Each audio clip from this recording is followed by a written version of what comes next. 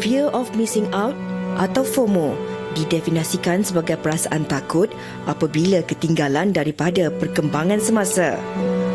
FOMO antara masalah psikiatri yang popular ini sering berlaku dalam kalangan individu yang aktif di media sosial akibat perasaan kurang senang melihat kehidupan orang lain dan terpengaruh dengan keadaan semasa. Ini secara tidak langsung turut menyumbang kepada tekanan sosial, rendah keyakinan diri dan kemurungan sehingga ada yang sanggup melakukan jenayah disebabkan tekanan yang diterima. Baru-baru ini satu kejadian melibatkan kematian seorang remaja dipercayai dibunuh oleh rakan sendiri. Suspek mendakwa sering diejek mangsa, kehidupan keluarganya yang susah dan perasaan tidak puas hati menjadi punca pembunuhan tersebut. Apakah punca atau faktor yang menyebabkan individu berdepan masalah ini? Apakah impak dan implikasi perasaan takut apabila ketinggalan ataupun fear of missing out ini? Kalau selama ini kita hanya melihat FOMO ni sebagai satu terma yang boleh digunakan bersahaja saja, sekarang adalah masanya untuk kita mengetahui lebih lanjut mengenai fear of missing out ini, iaitu FOMO dan bagaimana ia memberi impak terhadap kesihatan mental seseorang. Ini yang kita bincangkan kepada anda penonton-penonton. Di kesempatan ini mungkin ramai dalam kalangan anda yang hari ini bekerja dari rumah. Kalau tak sempat menonton kami bertentang mata, dengarkan apakah yang bakal kami kongsikan kepada anda, kerana masalah kesihatan mental ini bukan masalah remeh, kerana ini satu masalah yang harus kita ambil kira, tidak kira siapalah diri kita. Dan kita nak kongsikan topik ini bersama dengan dua tetamu yang telah pun bersama dengan kita di studio. Di sebelah saya kita bersama dengan Najwa Latif. Apa khabar Najwa? Alhamdulillah. Najwa juga merupakan seorang pensyarah yang mungkin Najwa boleh berkongsi pengalaman bagaimana bersama dengan anak murid Najwa. Dan kita juga bersama dengan tak lain tak bukan, kalau kita bercakap tentang isu masalah kesihatan mental, ini antara orang yang sangat aktif berkongsi maklumat dan juga pendapat bukan saja di TV tetapi di media sosial. Kita bersama dengan Profesor Madya Dr. Amir Siddiq Amir Nordin selaku pakar perunding kanan psikiatri Universiti Melaya. Apa khabar doktor? Baik. Sihat baik doktor. Kalau kita lihatkan laporan tadi doktor, memang FOMO ni sesuatu yang serius, tapi seperti yang saya katakan pada Fiza di awal tadi, mungkin ramai tak tahu apa sebenarnya FOMO, sebab selama ni kita tahu FOMO melalui media sosial sahaja kan, setiap orang #FOMO kan. FOMO jomo. Exactly. So mungkin sebagai pembukaan, doktor boleh kongsikan dahulu dari segi kesihatan, apakah itu FOMO? So yang pertama, terima kasih kerana menjemput saya ke Wanita Hari ini. Saya rasa memang satu isu yang penting kerana walaupun dia bukan masalah kesihatan mental per se ataupun penyakit mental sering kita bincangkan, macam Fiza kata tadi, kemurungan, kegelisahan, tetapi merupakan salah satu isu dari segi psikologi, di mana kita cuba memahami tingkah laku dan perihal individu yang mungkin boleh menyebabkan isu-isu kesihatan mental yang kemudian yang lain. So dari segi FOMO ni, kalau kita tengok dari segi di mana bahasa tu agak lama juga perkataan FOMO tu, tetapi dari segi kajian tu baru-baru lagi. Dalam 5 tahun ni semakin memuncak kajian mengenai FOMO ini. Memandangkan saya terpaksa masuk ke dalam TV untuk membincangkan isu ni, saya pun melihat dan memang ada dah beberapa rencana dan juga rencana saintifik yang mengatakan asal-usul FOMO dan juga kesan-kesan sampingan yang berlaku disebabkan oleh kejadian begini. So, sebagai ringkasannya, FOMO ni adalah situasi di mana individu itu selalu terpaksa selalu terpaksa bersedia untuk mengikuti trend semasa. Dan dia punya elemen yang ada isu kesihatan mental tu di mana mereka rasa risau atau gelisah, mungkin ketinggalan. So yang isu ketinggalan tu yang menyebabkan kesan-kesan sampingan yang lain. Belum lagi kita bincangkan dari segi kesannya kalau kita melihat dunia orang yang nampak lebih cantik dari dunia kita. Sempurna. Dan kita pun ada perasaan lain, macam tadi dibincangkan dalam tu, perasaan kurang confident dari segi diri, mungkin ada rasa envy atau jealousy kan dari segi situ. So ada lagi elemen-elemen lain yang disebabkan oleh FOMO tadi itu. Satu penjelasan permulaan yang ringkas yang mudah untuk difahami. Kita faham FOMO ini adalah rasa takut ketinggalan, ditambah pula dengan rasa cemburu, mungkin rendah diri dan iri hati itu sendiri. Dan mungkin Najwa sendiri sebagai seorang pendidik, kalau kita lihat mungkin juga berkaitan masalah FOMO ni lebih banyak dikaitkan dengan mereka yang lebih muda umurnya. Mungkin kerana mereka dalam kalangan ini lebih agak sukar untuk mengawal emosi dan juga perasaan mereka. Tapi kalau Najwa lihatlah dalam kalangan pelajar-pelajar tu kadang-kadang kan mungkin ada juga FOMO ni dalam kalangan mereka yang kalau lecturer rasa macam kita bagi perhatian lebih kepada budak yang lebih pandai ni, mungkin ada lain yang rasa macam saya pun boleh lah, kenapa Miss tak bagi perhatian kepada saya. Ada tak situasi begitu berlaku? Okey, untuk semester yang baru ni, sekarang ni Wawa tengah mengajar, memang kita ada student yang kita memang bincang pasal hal ini, di mana ada lecturer yang macam memberi lebih perhatian pada certain student, dan ada most of the student rasa macam left out lah sebab perhatian yang tak diberikan. Dan benda ni sebenarnya something yang kita patut consider lah in a way, sebab Wawa rasa dia sangat memainkan peranan sebagai seorang pendidik. Kita kena jadi role model yang baik, dan juga sebab apa yang kita buat ni adalah reflection, sebab student kita pun akan buat benda yang sama. Dan memang ada student yang merasakan sebegitu. Jadi macam Wawa memang Wawa menggunakan kaedah di mana apa-apa saja yang mereka rasa, mereka kena share dengan Wawa. So bila diorang rasa macam, Miss, saya nak peluang tu, and saya akan bagilah. So kita tak ada, Wawa lebih kepada kita lebih menggunakan cara yang direct, interaksi, dan Wawa buat mereka tak rasa takut lah untuk bagi tahu Wawa apa yang diorang rasa. Dan menarik Wawa katakan perhatian yang diberikan itu harus orang kata sama rata. Tapi doktor, kadang-kadang memang kita kaitkan FOMO ni banyak dengan generasi yang muda. Tapi saya kira FOMO ni satu situasi yang boleh dialami oleh semua orang, tidak kira usia.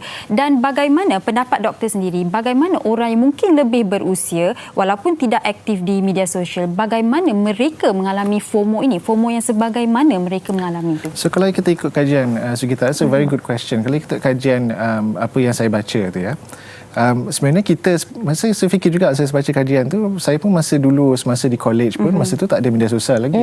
Saya taklah muda sangat ya. So masa tu tak ada lagi media sosial seperti yang kita ada sekarang ni. Tetapi kita sering dengar mungkin ada event yang berlaku di satu tempat yang kawan kita pergi, kita pun terasa nak pergi ya. Mungkin ada contohnya macam saya dulu dekat New Zealand tu, orang nak pergi tengok rugby, kita mula-mula tak nak pergi, mungkin nak study, tapi tiba-tiba dengar semua nak pergi rugby, kita pun tiba-tiba nak pergi rugby, padahal tiket dah tak ada dah. Ya, so ini macam perasaan fear of missing out tu. Walaupun kita pada mula-mula tak ada niat pun nak pergi, tapi memandangkan orang semua pergi ke sana, so maka kita pergi. So sama juga contohnya dengan di kalangan warga sini juga. Tengok kawan-kawan dia yang pergi berkelah ataupun travel kan, yang tiba-tiba yang mungkin tak berkemampuan tiba-tiba nak pergi. Saya dengar juga ramai di kalangan senior-senior kita yang telah bersara, mungkin dia ada niat lain mula-mula, tapi tengok kawan-kawan dia dah travel ni sebelum COVID lah. Kan? So tiba-tiba dia pun nak pergi travel juga kan. So ini technically fear of missing out juga, walaupun bukan disebabkan oleh media sosial. Okey. Tapi kalau kita cakap tentang isu ni bukan isu yang baru. Kalau kita lihat, kalau kita tengok cerita P. Ramlee dulu pun ada skripnya, orang ada rumah besar, kau pun bawa rumah besar. Orang ada kereta besar, kau pun bawa kereta besar. Ini juga sebenarnya secara tidak langsung perkara ini telah pun berlaku daripada zaman dahulu lagi. Kalau kita cakap tentang zaman sekarang pula, kita lihat kepada perubahan zaman, perubahan landscape kehidupan kita hari ini dengan adanya media sosial itu juga. Kalau kita lihat dalam tempoh PKP itu sendiri pun di awal Mac yang lalu, kalau kita lihat seorang individu memuat naik tentang kopi dalgona dan seluruh rakyat akan buat kopi dalgona. Dan ini juga sebenarnya kita boleh kaitkan dengan FOMO ini. Bagaimana Prof melihat faktor-faktor ini, Prof? So betul, yang what you're saying betul, memang betul, di mana saya rasa media sosial telah meluap-luapkan lagi isu FOMO ni. Ya. Mungkin dulu ada sedikit macam kita bincangkan tadi, tetapi di samping tu kita dah ada Instagram, Twitter dan juga Facebook, maka lebih ramai orang post gambar-gambar yang mungkin kita rasa macam kehidupan ni lebih baik daripada kehidupan kita. Maka kita pun tiba-tiba terasa nak pergi. Saya selalu nampak ni macam tadi orang kata kat universiti ya. Daripada universiti ni ramai orang datang daripada berbagai-bagai tempat. So mula-mula dia ada yang miskin, ada yang kaya, ada yang tak begitu kaya, ada yang terlampau kaya pun ada juga. Tapi bila masuk ke universiti, kadang-kadang yang haves dengan have-nots tu diorang berkelakuan berbeza. Tetapi mungkin mula-mula you berniat untuk study, tapi memandangkan semua orang ada isu-isu lain, you pun terikut-ikut juga. So ini menjadi satu isu di mana kalau kita tak jaga diri kita sendiri, akan menyebabkan isu kesihatan mental. Itu yang kita bincang tadi. Dia bukan FOMO itu sendiri mungkin bukan kesihatan mental per se, tapi dia satu situasi di mana kita perlu mengkaji. Kerana kalau kita biarkan saja, terutama dengan berluasnya social media ini kan, maka ada impak lain yang akan terjadi. Okey, dan kalau Najwa sendiri kan, kalau kita nak orang kata 100% menyalahkan media sosial memang tak boleh sebab media sosial banyak orang kata memberikan kebaikan juga. Bagi Najwa sendiri, bagaimana Najwa melihat kebaikan Najwa menggunakan media sosial ni mencari keseimbangan sebab kita muda. Jadi kalau nak ditinggalkan kat tengah-tengah. kita. So kalau nak kata kita tak orang kata tak dipengaruhi oleh apa yang berlaku di media sosial, itu mungkin tipu juga. Tapi bagaimana Najwa mencari keseimbangan itu, nak melakukan apa yang masih orang kata trendy di media sosial, tapi at the same time tak adalah terpengaruh sangat dengan sesuatu trend itu. Okey, macam Wawa menggunakan cara di mana macam kalau Wawa terlalu banyak sangat dekat Instagram ataupun Twitter, Wawa akan cuba macam ambil 1 or 2 days untuk bertenang, untuk fokus on living, fokus on apa yang kita ada kat dalam rumah. Kadang-kadang kita duduk dalam bilik bertenang sekejap pun Wawa rasa benda tu sangat membantu Wawa in a way. So Wawa tak macam, pada Wawa it's important untuk kita ambil masa untuk berehat sekejap daripada social media. Alright. Saya suka juga dengan apa yang Wawa katakan. Orang kata kita detox daripada social media. Kita berpijak di bumi yang nyata daripada kita melihat apa sahaja mungkin bayang-bayang yang berada di social media ini. Dan Prof, itu berbalik kepada FOMO ini sendiri. Kita cakap tentang implikasi yang Prof katakan tadi. Secara tidak langsung, mungkin ramai juga dalam kalangan kita yang tak sedar bahawa sahabat-sahabat kita, ahli keluarga kita ataupun anak-anak kita mengalami masalah ini. Disebabkan oleh FOMO ini, ditambah pula dengan perasaan rendah diri, iri hati, sakit hati kadang-kadang mungkin dijadikan bahan ejekan, permainan daripada rakan-rakan dan orang sekeliling yang boleh memberi impak yang cukup besar kepada kesihatan mental bermula dengan situasi FOMO ini. Betul. Memang kalau ikut kajian pun menunjukkan bahawa implikasi fear of missing out ni dia bersangkut paut dengan berapa lama individu itu menggunakan media sosial. So the longer that you are on social media, lebih tinggi risiko implikasi atau impaknya. Dan impak ni macam kita bincangkan tadi, satu adalah anxiety atau kegelisahan kerana dia terpaksa on. Sikit-sikit nak scroll, Fiza buat apa ni, baju apa dia pakai, kita nak pergi ke mana, nak beli jugalah kan? macam tu. Mungkin so, kan you're always on kan, you're always on. Itu satu isu. Kedua tu macam Fiza kata juga tadi, di mana mungkin tengok Allah dia ni ada semua benda, saya tak ada. Maka di situ kalau dia ada elemen-elemen lain kan, rendah diri, dibuli contohnya, keadaan situasi rumah yang tak begitu elok, maka kat situlah masalah kemurungan pula boleh berlaku.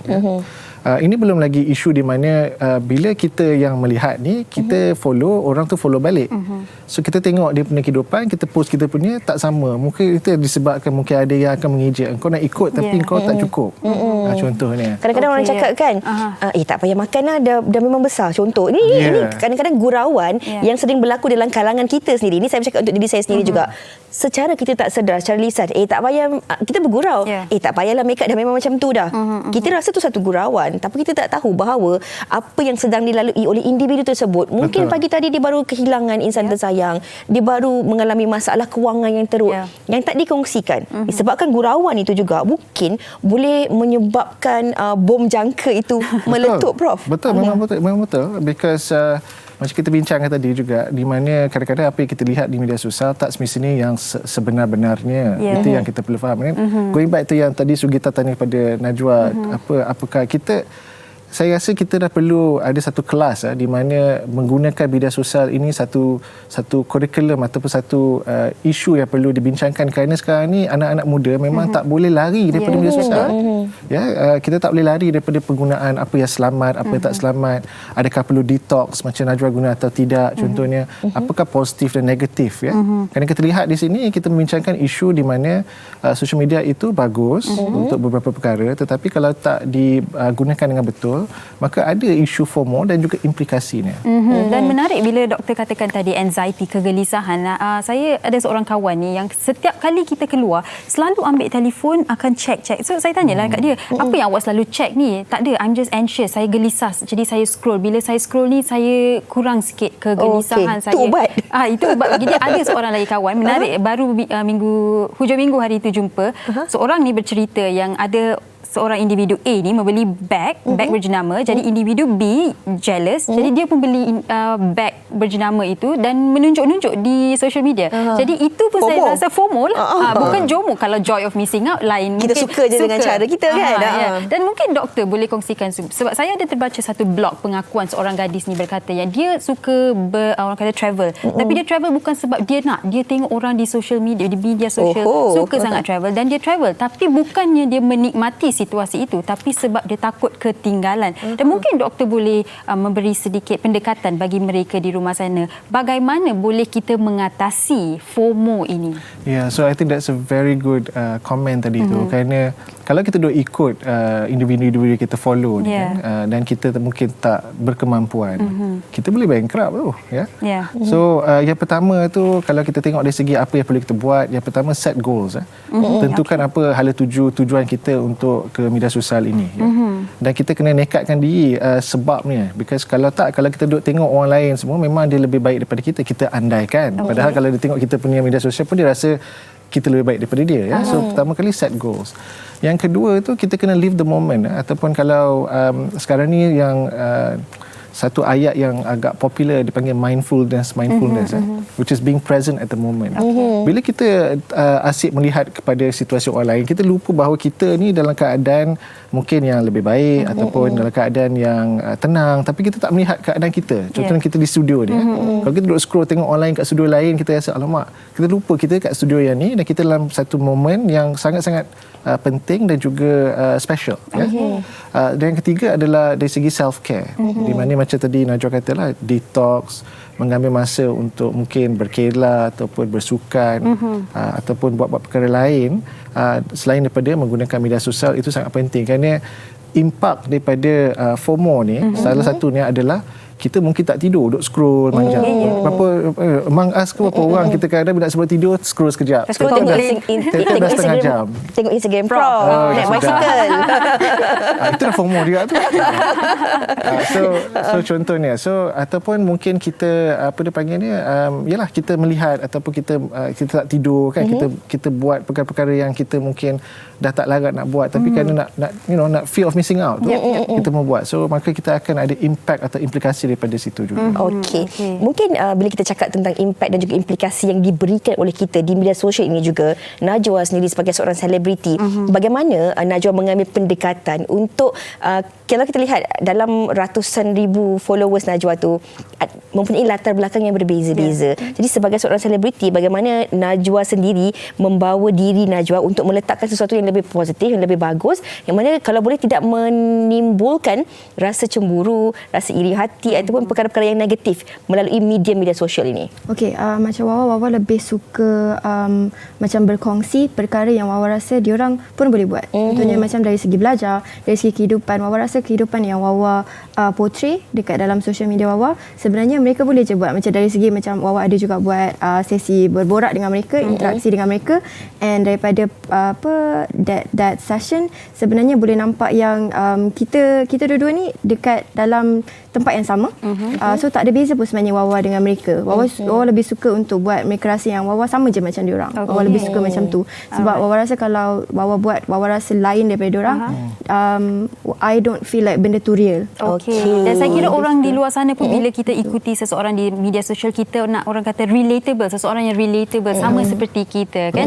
Kadang-kadang yang boleh menjadi inspirasi juga. Sebab apa yang kita harus akur juga Prof dan juga Najwa serta penonton, kita mungkin di dalam badai yang sama, tapi kapal kita ni berbeza-beza. Ada orang kapalnya besar, ada orang kapalnya kecil, dan ada juga orang kapalnya berlubang-lubang. Jadi kita tak boleh nak samakan kehidupan kita dengan kehidupan orang lain. Sedikit pesanan ringkas kepada Prof, kalau mereka melihat individu-individu di sekeliling mereka ini mempunyai FOMO ini, bagaimana cara untuk kita membantu mereka? So I think yang paling penting sekali kita kena ingat macam Chadwick Boseman ya, di mana individu yang menjadi Black Panther itu mengalami masalah kesihatan yang kita tak lihat. Kita lihat apa yang positif dan baik saja.